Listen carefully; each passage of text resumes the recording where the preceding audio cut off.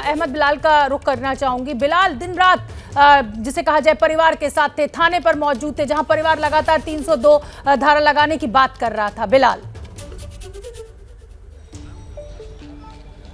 बिल्कुल शोभना, देखिए ABP news ने शुरुआत से जो इस केस के बारे में कहा वही हुआ। एबीपी कहीं ना कहीं दिल्ली पुलिस के जो आला अधिकारी थे वो इसे एक simple hit and run case के सुरंग में पाटना चाहते थे, लेकिन एबीपी न्यूज़ ने जो मशाल जलाई, जो मशाल लेकर के आगे चला एबीपी न्यूज़, सभी चैनल ने उसको फॉलो किया और आखिरकार जो है जो अंजलि को इंसाफ देने की मुहिम जो हम चला रहे हैं वो कहीं ना कहीं जो है आने वाले कुछ दिनों में वो इंसाफ की भी बात जो है वो हमारी मुकम्मल होगी। और परिवार की जिस तरीके से मांग है शुरुआत से ही कि इस केस में जो है वो धारा 302 लगनी चाहिए, वो भी जो है वो ऐसी उम्मीद है कि आने वाले कुछ दिनों में जो है वो लग सकती है, क्योंकि जो मोटिव की बात कर रही है पुलिस शुरुआत से ही कि इस केस में मोटिव नहीं है। तो अब जब जैसा कि सीसीटीवी भी आ गया है कि जो अपराधी हैं वो निकलते हैं गाड़ी से और देखते हैं कि कार के नीचे एक लड़की फंसी हुई है और उसके बावजूद जो है वो उसको ड्रैग करते हैं 12 किलोमीटर तक। तो कहीं ना कहीं जो है जो परिवार की मांग है, धरने पे भी बैठा परिवार पूरी रात जो है, घर की महिलाएं थाने के बाहर बैठी रही 1 डिग्री सेल्सियस के टेम्परेचर में। तो परिवार ने जो है बहुत कुछ झेला है और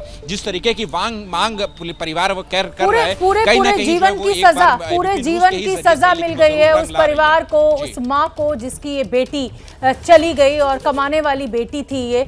मैं एक बार अभिषेक आपका फिर रुख करूंगी और उससे पहले मैं अपने दर्शकों को बताना चाहता हूं कि पुलिस जब आई, जैसा कि अंकित ने भी बताया, डीसीपी ने कहा कि ये महज एक हादसा है, इससे आगे कुछ भी नहीं। लेकिन अब गृह मंत्रालय को दिल्ली पुलिस के द्वारा जो रिपोर्ट सौंपी गई है उसमें साफ साफ कहा गया है कि ये हादसा नहीं, ये हादसे से आगे यानी हत्या की बात है। लेकिन 302 अभी तक नहीं जोड़ी गई है। अभिषेक उपाध्याय, क्यों हो रहा है ये विलंब? अब क्या मुश्किल है पुलिस के सामने?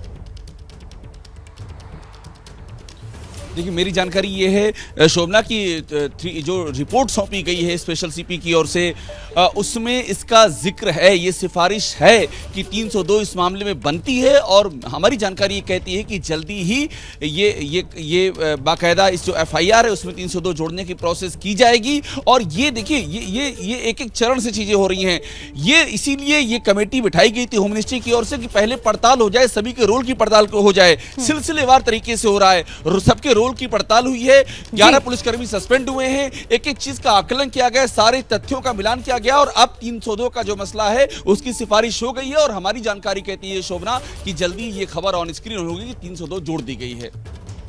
हाँ, ठीक है। एक बार छोटा सा मैं रोमाना आपके पास आऊंगी, उससे पहले एक बार अंकित गुप्ता का भी रुख करना जरूरी है, क्योंकि अंकित गुप्ता ने सबसे पहले, उस समय आप स्टूडियो में थी और अंकित गुप्ता फील्ड में थे, डीसीपी को सबसे पहले एबीपी न्यूज पर वो लेकर आए थे और उस समय आप दोनों ही लोग उनसे सवाल पूछ रहे थे, वो इसको हादसा कह रहे थे। अंकित, क्या लग रहा है, आप पुलिस की ऐसी क्या मजबूरी है कि 302 ऐड नहीं कर रही? देखिए, साफ तौर पर यह कहा जा सकता है कि डीसीपी साहब ने जो पहला बयान दिया था अब से 286 घंटे पहले, उसी पर एक तरह से पुलिस आगे बढ़ रही थी। लेकिन अब यकीन मानिए इतना आसान नहीं है। क्यों? क्योंकि एबीपी न्यूज ने सिर्फ सवाल नहीं पूछे बल्कि पुलिस के सामने सबूत लेकर आए, पुलिस के सामने गवाह लेकर के आए। डीसीपी साहब ने बयान दिया, रविकांत ने गवाह को ढूंढ लिया, अभिषेक पहुंचे सीसीटीवी फुटेज ले आए, उसके अलावा हमारे तमाम सहयोगी मनोज है, वरुण है, उन्होंने वो तथ्य रखे कि ये मामला कैसे 302 का बनता है। दिल्ली पुलिस ने 3 दिन पहले ही अदालत में यह तक बता दिया कि गाड़ी में से 2 आरोपी उतरे, उन्होंने देखा कि गाड़ी के नीचे कोई फंसा हुआ, उसके बाद गाड़ी 12 किलोमीटर चलाई। आखिर इससे ज्यादा क्या सबूत चाहिए? तो यकीन मानिए, जिस बात का जिक्र अभिषेक भी कर रहे थे ना कि हो सकता है कि आज नहीं तो कल, कल नहीं तो परसों जल्द ही इस मामले में धारा 302 लग सकती है और इसमें अब कोई दो राय बची नहीं है। क्योंकि दिल्ली पुलिस ने भले ही इस मामले में शुरुआत में कहा हो कि एक्सीडेंट का केस है, लेकिन एबीपी न्यूज ने पूरी तरीके से तफ्तीश भी की इस मामले में। एक तरह से दिल्ली पुलिस की वो काम जो दिल्ली पुलिस को करना था वो हमने किया, हमारे सहयोगियों ने किया और आज की डेट में अब दिल्ली पुलिस के पास में ऐसे सबूत हैं जो इसको धारा 302 को लगाया जा सकता है। बिल्कुल। और मुझे लगता है कि रोमाना, आज जैसा कि आप पहले भी जिक्र कर रही थी अपनी बात में कि एक बहुत सेटिस्फैक्शन, एक संतुष्टि महसूस हो रही है कि एक लड़की को न्याय दिलाने के लिए एबीपी न्यूज ने जो मुहिम छेड़ी उस पर हम आगे बढ़े और एक्शन हुआ है। अब 302 और ऐड हो जाए तो मुझे लगता है कि काफी हद तक परिवार के लिए राहत भरी खबर होगी। बिल्कुल, आप सही कह रही हो। और ये सिर्फ एक लड़की की बात नहीं है, बल्कि जो खबर का फलसफा होता है ना, जिम्मेदारी के साथ, ईमानदारी के साथ, इसी खबर के फलसफे पर एबीपी न्यूज आगे बढ़ा और हमने अपनी इस कवरेज को अंजाम दिया। देखिए, मैं आपको बताऊं और बहुत जिम्मेदारी से बताऊं कि पत्रकारिता के मूल्यों की पूरी पैरवी करते हुए, पत्रकारिता के मूल्यों का पूरा पहरा देते हुए, हक की कसौटी पर आगे बढ़कर हमने इस कवरेज को अंजाम दिया। हमने हर वो सवाल पूछा जो चुप जरूर रहा था पुलिस को, लेकिन खटक सबको रहा था, सबके दिल में था, लेकिन उसको आवाज हमने दी, एबीपी न्यूज ने दी।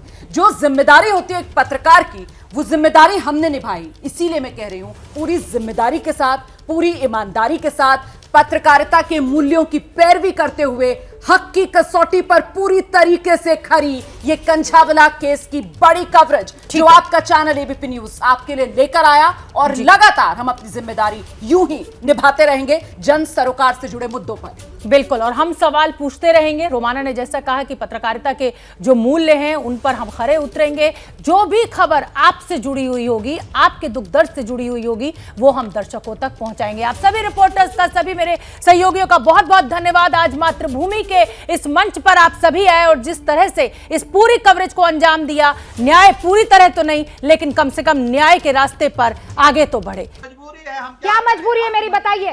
मैं अभी आपको बताती हूँ कि मैंने ओए होए होए होए नमकीन के चटकारे लेते हुए टकटकी मार के डिबेट शो को पॉज रिपीट कर करके देख रहे हैं जोगिंदर जी। इनकी तरह आप भी देखें अपने फेवरेट डिबेट्स को रिपीट कर, और डाउनलोड कीजिए एबीपी लाइव ऐप अपने स्मार्ट टीवी पर।